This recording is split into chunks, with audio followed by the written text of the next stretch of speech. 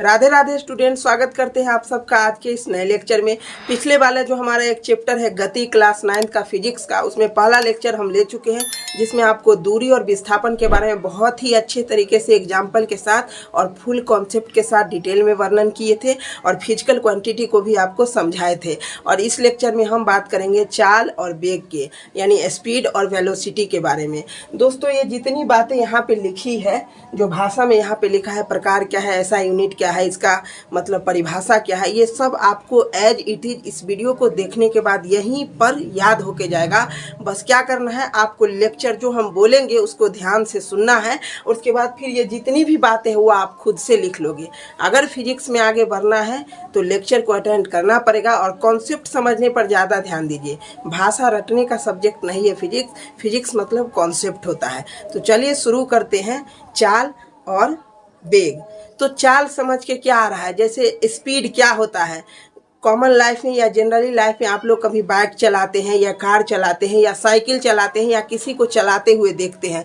कभी कभी आप सड़क पर जाते हैं तो बहुत तेजी से गाड़ी आपके पास से गुजरती है, तो क्या है, उस गाड़ी का जो स्पीड है, उस बाइक का जो स्पीड है वो ज़्यादा है। तो स्पीड क्या है, एकांक समय में तय किए गए दूरी को स्पीड कहते हैं, यानी चाल कहते हैं। तो इसी बात को हम भाषा में लिखे हैं। परिभाषा क्या होगा, एकांक समय में तय किए गए दूरी को चाल कहते हैं। मतलब एक समय में हम कितना दूरी तय कर सकते हैं, इसी को चाल कहते हैं।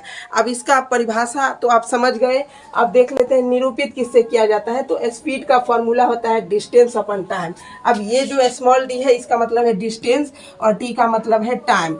तो किसी समय में हम कितना डिस्टेंस तय कर सकते हैं, इसी को चाल कहते हैं। जैसे मान लीजिए 5 किलोमीटर हम 1 घंटा में तय किए, तो टाइम हमारा कितना लगा, 1 घंटा। और डिस्टेंस कितना तय किए, 5 किलोमीटर। तो हम बोलेंगे कि हमारा जो चाल है गाड़ी का वो 5 किलोमीटर प्रति घंटा है। अब यहाँ पर हम बोल दिए किलोमीटर प्रति घंटा, यानी 1 घंटा में कितना किलोमीटर किए, तो उसी को बोलते हैं ऐसा यूनिट। तो इसका दो गो होता है, एक होता है मीटर प्रति सेकेंड भी होता है और किलोमीटर प्रति घंटा भी होता है। मीटर प्रति सेकेंड कब होगा, जब छोट डिस्टेंस होगा। यानी जैसे हम 5 मीटर बाइक से गए तो कम समय में गए होंगे, तो कितना सेकंड में कितना मीटर गए वो होता है मीटर, और कितना घंटा में कितना किलोमीटर गए वो होता है किलोमीटर प्रति घंटा। अब 10 मीटर हम गए 2 सेकंड में, तो 2 सेकंड में हम 10 मीटर गए, तो 2 सेकंड टाइम और 10 मीटर डिस्टेंस। और ऐसा ही आप जाना है 60 किलोमीटर, तो 60 किलोमीटर जाने में ज़्यादा टाइम लगेगा, सेकंड में तो माप नहीं सकते उसको, 1 घंटा लग गया। तो 1 घंटा में 60 किलोमीटर गए। जब बड़का डिस्टेंस होगा, बड़का टाइम लगेगा, तो किलोमीटर प्रति घंटा, और कम डिस्टेंस रहेगा, कम टाइम रहेगा, तो मीटर प्रति सेकेंड। तो डिस्टेंस मतलब कि स्पीड को अच्छे से समझ गए कि हम एक समय अंतराल में कितना दूरी को तय कर सकते हैं। अब इधर आ जाइए वेग में, जानबूझ के कंपेयर करके पढ़ा रहे हैं ताकि कॉन्सेप्ट क्लियर होगा। अब आ जाइए वेग में। वेलोसिटी क्या है, सब बात वही रहेगा, एकांक समय में तय किए गए विस्थापन को वेग कहते हैं। वेग जैसे ही आया वेलोसिटी, वैसे ही विस्थापन आ जाएगा, और जैसे ही चाल आया वैसे ही दूरी आ जाएगा। अब दूरी में तो कोई दिशा नहीं होता है, किधर से भी ट्रेवल कर ले, जितना अधिक हम मार्ग तय करेंगे उतना ही अधिक हमारा दूरी होगा। और यहाँ क्या है, विस्थापन है। अब विस्थापन भी एक प्रकार का दूरी ही है, लेकिन वह एक सीधी रेखा में है और न्यूनतम दूरी है। क्या है, सीधी रेखा में है और न्यूनतम दूरी है। तो इसमें क्या है, दिशा है। तो कोई अगर पूछ दे कि चाल और वेलोसिटी दोनों में कौन सा वेक्टर क्वांटिटी है, यानी कौन सदिश राशि है, तो चाल में क्या आता है, दूरी, और दूरी में कोई दिशा नहीं होता है, तो वो हो जाएगा स्केलर क्वांटिटी। अब बच गया वेग। अब वेग में क्या आता है, विस्थापन आता है, और विस्थापन एक सदिश राशि है, इसलिए वेलोसिटी भी क्या होगा, एक वेक्टर क्वांटिटी होगा। तो चाल किसे कहेंगे, जब एकांक समय में हम किसी दूरी को तय करेंगे, और वेग किसे कहेंगे, जब एकांक समय में हम किसी विस्थापन को तय करेंगे। दूरी किधर भी कर सकते हैं, विस्थापन एक दिशा में, और न्यूनतम दूरी को तय करेंगे। अगला पॉइंट देख लेते हैं। ऐसा यूनिट यही होगा, मीटर प्रति सेकेंड। ये भी मीटर प्रति सेकेंड, किलोमीटर प्रति घंटा। काहे कि विस्थापन भी तय करेंगे तो 10 मीटर, 5 मीटर, 3 सेकेंड में, 4 सेकेंड में, 1 घंटा में 50 किलोमीटर। बस सीधा जाना चाहिए, एक दिशा में जाना चाहिए, इतना ही फर्क होता है। तो ऐसा यूनिट सेम हो जाएगा। बस ये याद रखिएगा, ये सदिश राशि है और ये अदिश राशि है। अगला है प्रकार। ये भी 4 प्रकार का और वेग भी 4 प्रकार का। एक समान चाल, असमान चाल, औसत चाल और ताक्षणिक चाल। इधर भी आ जाइए, एक समान वेग, असमान वेग, औसत वेग और ताक्षणिक वेग। ये भी 4 प्रकार का, ये भी 4 प्रकार का। अब देख लेते हैं एक समान चाल क्या होता है। तो एक समान चाल कहने का मतलब है, पहले समझिए, जैसे कि आपको 30 किलोमीटर जाना है, कितना में, तो 1 घंटा में।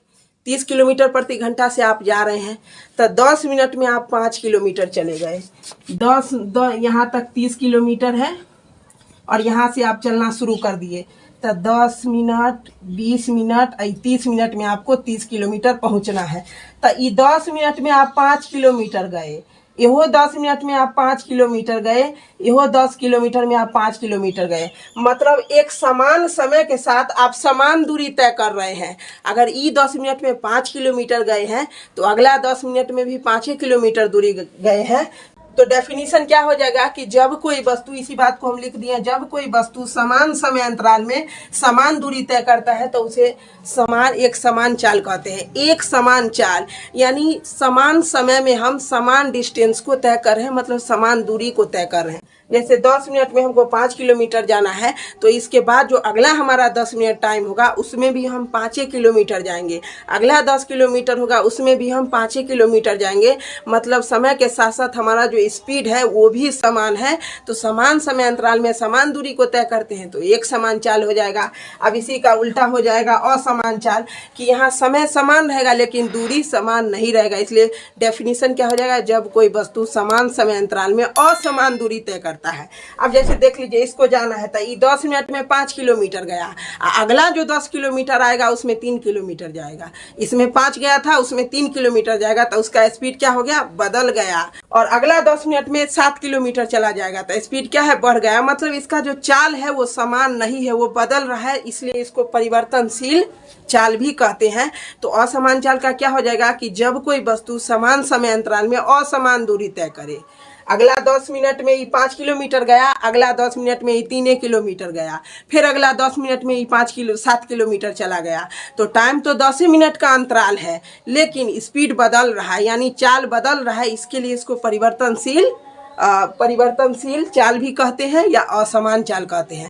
तो ये दोनों का डेफिनेशन आपको क्लियर हो गया होगा कि समान चाल में समान दूरी तय करेगा तो एक समान चाल, और समान समय में असमान दूरी तय करेगा, यानी स्पीड बदल के करेगा, यानी दूरी बदलेगा तो उसमें क्या होगा, असमान चाल। अब चलिए इसी को देख लेते हैं वेग से। इधर है एक समान वेग, इधर है असमान वेग, सब कुछ वही रहेगा, बस दूरी के जगह क्या आ जाएगा, विस्थापन आ जाएगा। तो जब कोई वस्तु समान समय अंतराल में समान विस्थापन तय करता है, मतलब सीधी रेखा में एक दिशा में समान विस्थापन तय करता है, तो उसे एक समान वेग कहेंगे। और जब कोई वस्तु समान समय अंतराल में असमान विस्थापन तय करता है तो उसको असमान वेग कहेंगे। अब समान विस्थापन का मतलब हो गया कि 10 मिनट में 10 मीटर विस्थापन तय किया, अगला 10 मिनट में भी 10 मीटर विस्थापन तय किया। अब असमान विस्थापन क्या होगा, विस्थापन तो होगा लेकिन दिशा में क्या आ जाएगा, परिवर्तन आ जाएगा। मान लीजिए ये कोई चौराहा है, यहाँ 5 किलोमीटर के जाने के बाद आगे यहाँ पर चौराहा है, तो यहाँ से 4 गो रास्ता निकल रहा है। अब बस मान लीजिए ये पूर्व दिशा में जा रहा है, तो यहाँ से यहाँ तक ये पूर्व दिशा में विस्थापन किया।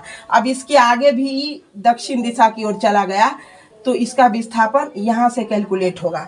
तो ये क्या किया, अपना दिशा बदल लिया, तय कर रहा है विस्थापन ही, सीधा ही जा रहा है और न्यूनतम दूरी में ही यहाँ पहुँच गया, और उसके बाद दिशा बदल लिया तो दिशा परिवर्तन हो जाता है। इसके लिए इसको बोलते हैं असमान विस्थापन, यानी इसमें दिशा बदल जाता है। तो समझ गए कि एक समान चाल यानी समान समय अंतराल में समान दूरी तय करेगा, समान समय अंतराल में असमान दूरी तय करेगा, और इधर एक समान वेग मतलब एक समान वेग से विस्थापन तय कर रहा है, दिशा नहीं परिवर्तन कर रहा है, एक ही दिशा में जा रहा है। और असमान वेग समान समय अंतराल में दिशा इसका बदल जाता है, इसलिए असमान विस्थापन तय करता है तो असमान वेग, और समान विस्थापन तय करता है तो समान वेग। अब चलिए समझते हैं औसत चाल और औसत वेग क्या होता है। इससे पहले हम बहुत अच्छे से समझ लिए कि चाल क्या होता है और वेग क्या होता है। अब समझ लेते हैं औसत चाल और औसत वेग, एवरेज वेलोसिटी और एवरेज स्पीड। तो एवरेज का मतलब क्या होता है, औसत मान, न कम न ज़्यादा, मतलब सबको मिला करके देखेंगे कि इसका औसत कितना निकलना है। जैसे मान लीजिए आप स्टूडेंट हैं, पहला दिन क्या किए, आप 4 चैप्टर पढ़ लिए, दूसरा दिन क्या किए 3 चैप्टर पढ़ लिए, और उसके दूसरा दिन क्या किए 2 चैप्टर पढ़ लिए। तो टोटल चैप्टर आप पहले कोनो दिन आप 4 गो चैप्टर पढ़ लिए, कोनो दिन 3 गो पढ़ लिए, कोनो दिन 2 गो पढ़ लिए। तो हम निकालेंगे कि आपका एवरेज जो पढ़ने का चैप्टर पढ़ने का जो एवरेज टाइम है वो कितना है, मतलब कितना चैप्टर आप एवरेज औसत यानी कितना चैप्टर आप औसत में एक दिन में पढ़ते हैं। तो क्या करेंगे, सबको जोड़ देंगे। पहला दिन 4 चैप्टर पढ़े, दूसरा दिन 3 चैप्टर पढ़े, 4 3 7 हो गया। अगले दिन 2 चैप्टर पढ़े तो 7 2 9 चैप्टर हो गया। कितने दिन में, 3 दिन में। तो 9/3 यानी 3, यानी एवरेज हम ये मान के चल सकते हैं कि आप कम से कम एक दिन में 3 चैप्टर एवरेज में पढ़ते हैं। सेम कंडीशन यहाँ भी है। यहाँ एक साइकिल है, यहाँ एक घर है। अब मान लीजिए साइकिल घर तक जा रहा है, तो मान लीजिए ये 5 सेकंड में 10 मीटर डिस्टेंस तय किया। ये साइकिल 5 सेकंड में 10 मीटर डिस्टेंस तय किया। अगला 5 सेकंड में ये 5 मीटर डिस्टेंस तय किया। अगला 5 सेकंड में कितना किया, 5 मीटर डिस्टेंस तय किया। और अगला 5 सेकंड में ये क्या किया, 15 मीटर डिस्टेंस तय किया। तो यहाँ हमको कैलकुलेट करना है कि साइकिल आखिर कितना मीटर पर सेकंड स्पीड से घर तक पहुँचा। मतलब एवरेज क्या होगा कि यहाँ तो 5 सेकंड में 10 मीटर दूरी तय किया, अगला 5 सेकंड में 5 मीटर किया, फिर अगला 5 सेकंड में, यहाँ सेकंड होगा, अगला 5 सेकंड में 15 मीटर दूरी तय कर दिया। तो हमको एवरेज में ये कैलकुलेट करेंगे कि आखिर कितना स्पीड से साइकिल घर तक पहुँचा। तो एवरेज निकालेंगे। तो एवरेज क्या निकालेंगे, तय किया गया कुल दूरी। तक कुल दूरी कितना है, 10 है प्लस 5 है प्लस 15 है। अब बट्टा तय करने में लगा कुल समय, यानी टोटल टाइम कितना लगा था, 5 सेकंड लगा, फिर 5 लगा, फिर 5 लगा, यानी 10 5 15 15 15 30 और 5 5 10 5 15 15 दूना 30 15 दूना 30, यानी क्या होगा 2 मीटर पर सेकेंड।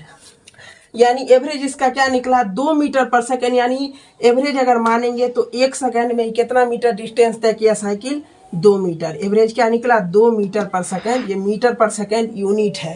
काहे कि स्पीड का फॉर्मूला होता है डिस्टेंस अपन में टाइम। डिस्टेंस को मीटर में मापते हैं, टाइम को सेकेंड में मापते हैं, इसलिए इसका यूनिट होता है मीटर पर सेकेंड। अगर डिस्टेंस बड़ा होगा तो किलोमीटर में मापेंगे, और टाइम भी बड़ा होगा तो घंटा में मापेंगे, यानी आवर एच होगा।